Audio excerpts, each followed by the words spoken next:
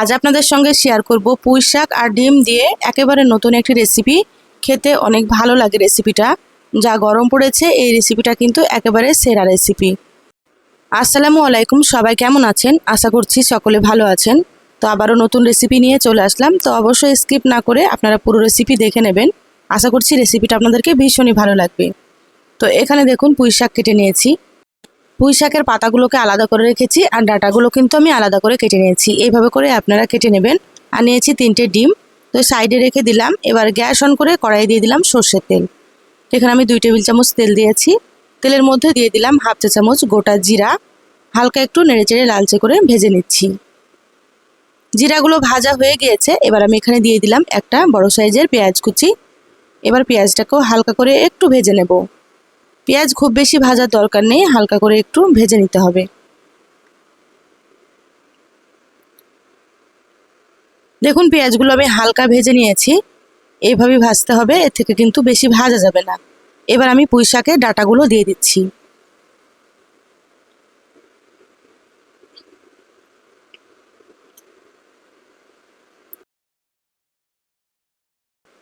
দেখুন সম্পূর্ণ পুঁই শাকের ডাঁটাগুলো দিয়ে দিলাম। এবার দিয়ে দিচ্ছি স্বাদ মতো লবণ। তো এখানে আমি 1 চা চামচ লবণ দিয়ে দিলাম। এবার নেড়েচেড়ে পুঁই শাকের ডাঁটাগুলোকে খুব ভালোভাবে একটু পেঁয়াজের সঙ্গে মিশিয়ে নিচ্ছি।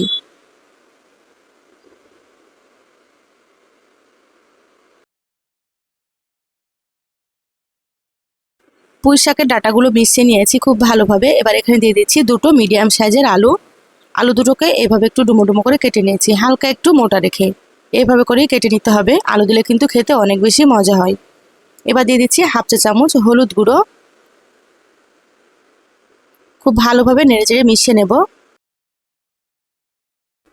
এবার গ্যাসের আঁচ মিডিয়ামে রেখে পুঁই শাকের ডাঁটা আর আলুগুলোকে হালকা একটু ভেজে নেব।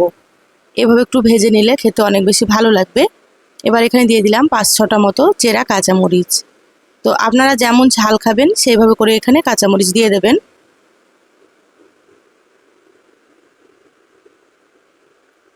যারা ভিডিওটি ইউটিউব থেকে নতুন দেখছেন প্লিজ চ্যানেলটা সাবস্ক্রাইব করে চ্যানেলের সাথে থাকবেন। আর যারা ফেসবুক পেজ থেকে ভিডিওটি দেখছেন একটা লাইক দিয়ে পেজটা ফলো করে রাখবেন। তাতে করে যখনই ভিডিও আপলোড করব আপনারা সবার প্রথমে নোটিফিকেশান পেয়ে যাবেন। পুঁই শাকের ডাঁটা আর আলুগুলো কিন্তু হালকা একটু ভাজা হয়েছে। এবার দিয়ে দিলাম হাফ চা চামচ আদা বাটা আর দিয়ে দিচ্ছি হাফ চা চামচ মতো রসুন বাটা। এবার আদা রসুন খুব ভালোভাবে একটু ভেজে নেব, মানে 1 থেকে 2 মিনিট মতো এইভাবে নেড়েচেড়ে ভেজে নিচ্ছি। তাহলে আদা রসুনের কাঁচা গন্ধটা চলে যাবে। আর সামান্য একটু আদা রসুন দিলে কিন্তু ফ্লেভারটা খুব ভালো আসে আর রান্নাটাও কিন্তু খেতে ভালো লাগে। তো খুব বেশি না, এভাবে করে আপনারা হাফ চামচ করে দিয়ে দেবেন।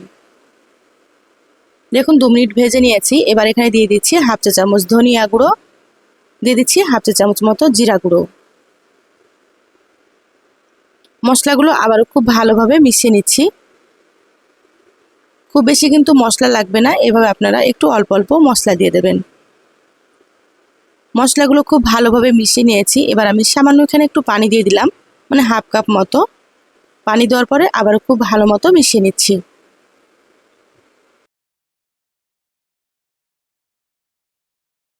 এবার ঢাকা দিয়ে একটু কষিয়ে নেব 5 থেকে 6 মিনিট। তাহলে ডাঁটাগুলো হালকা একটু সেদ্ধ হয়ে যাবে আর আলুগুলো কিন্তু সেদ্ধ হয়ে যাবে।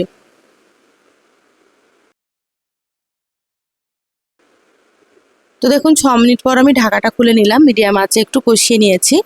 আবারও খুব ভালো মতো একটু নেড়েচেড়ে নিচ্ছি। দেখুন পানিটা কিন্তু একটু শুকনো হয়ে গিয়েছে আর এখানে পুঁই শাকের ডাঁটা আর আলুগুলো কিন্তু অনেকটাই সেদ্ধ হয়ে গিয়েছে।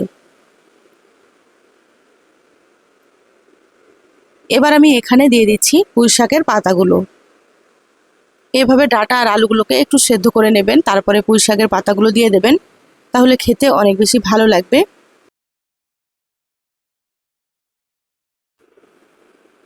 দেখুন সম্পূর্ণ পুঁই শাকের পাতাগুলো দিয়ে দিলাম।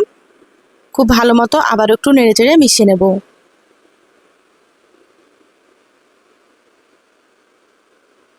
আর পুঁই শাকের পাতাগুলো কিন্তু একেবারে কমে যাবে, মানে এখন মনে হচ্ছে অনেকগুলো।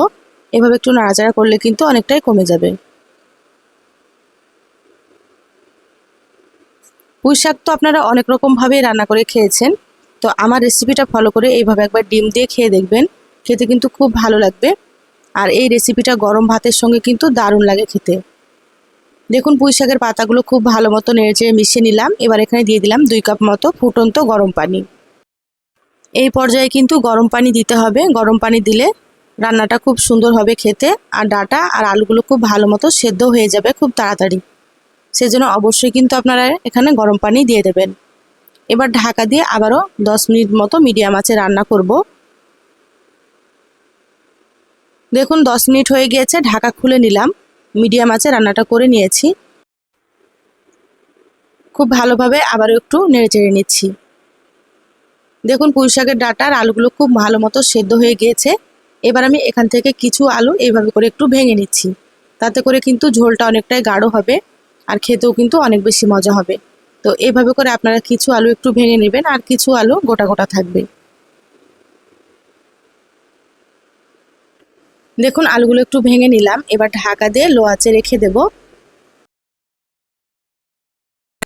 অন্য চুলাতে একটা কড়াই দিয়ে দিলাম। দিয়ে দিচ্ছি 2টো শুকনো মরিচ, হাফ চা চামচ গোটা ধনিয়া, দিয়ে দিচ্ছি হাফ চা চামচ গোটা জিরা, আর এখানে 5-6টা মতো দিয়ে দিচ্ছি গোলমরিচ। এই মশলাটা কিন্তু অবশ্যই দিয়ে দেবেন, তাহলে খেতে অনেক বেশি মজা হবে। এবার নেড়েচেড়ে মশলাগুলোকে খুব ভালোভাবে একটু হালকা ভেজে নেব, মানে একটু মুচমুচে করে ভেজে নিতে হবে। খুব বেশি কিন্তু পুড়িয়ে ফেলা যাবে না। তো গ্যাসের আঁচ মিডিয়ামে রেখে হালকা করে একটু ভেজে নিচ্ছি। দেখুন কালারটা চেঞ্জ হয়ে গিয়েছে আর ভাজাও হয়ে গিয়েছে। এবার কড়াইটা নামিয়ে ঠান্ডা করে গুঁড়ো করে নেব। একটু দানা দানা রেখে গুঁড়ো করে নিতে হবে। কড়াইয়ে আবারও দিয়ে দিলাম 2 টেবিল চামচ সরষের তেল। এবার তেলটাকে ভালো মতো একটু গরম করে নেব। এবার আমি এখানে দিয়ে দিচ্ছি 3টে ডিম। তো ডিমগুলোকে কিন্তু আমি সেদ্ধ করে নিয়েছি, তারপরে খোসা ছাড়িয়ে খুব ভালোভাবে পরিষ্কার করে নিয়েছি। এবার ডিমগুলোকেও হালকা একটু ভেজে নেব।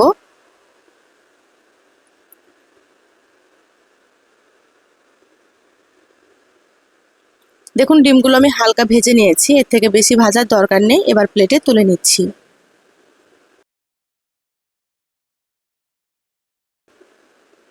এবার কড়াইয়ের ঢাকনাটা খুলে নিয়ে ডিমগুলোকে দিয়ে দিচ্ছি।